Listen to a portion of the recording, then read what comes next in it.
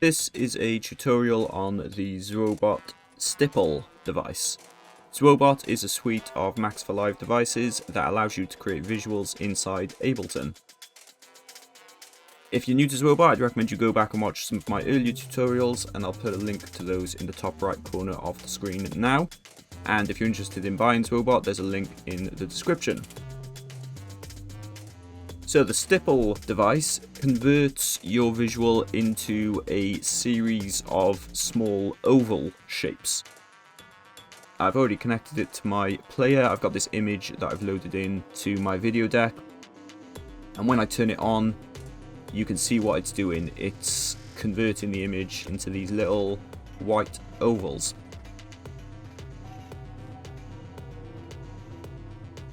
We've got two dials here, weight and density. The weight controls the size of those ovals, and as you turn it up, you can see they're starting to overlap with each other. And then we've got this density, which controls the number of those shapes. So as you bring the density up, you're going to be able to see the details of the image a bit more. And same with bringing the weight up. Although when you get to a certain point, you can see a lot of the visual just becomes white.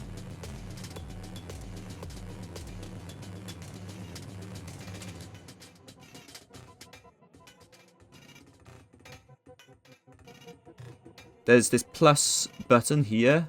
If you hit that, we get a couple of extra controls. So we've got contrast, which controls the contrast of the effect.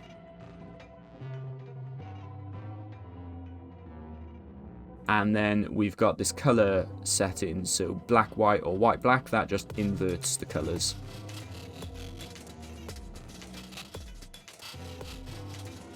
These three dials all have sound reactivity controls and beat controls. So what we can do is have them change in accordance with the incoming audio.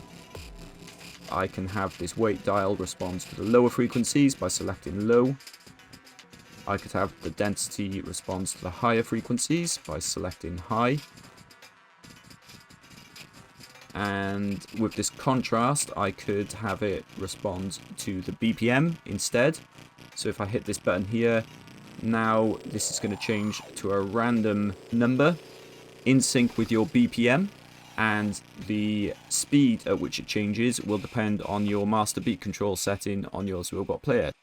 So I can turn this master beat control setting up if I want this to change quicker, or bring it down if I want it to be slower.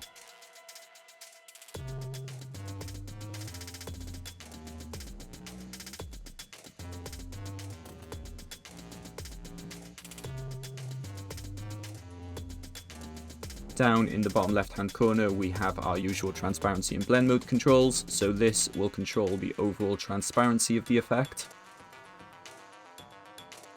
And then here we have a selection of blend modes to choose from, which will blend the effect with the underlying image.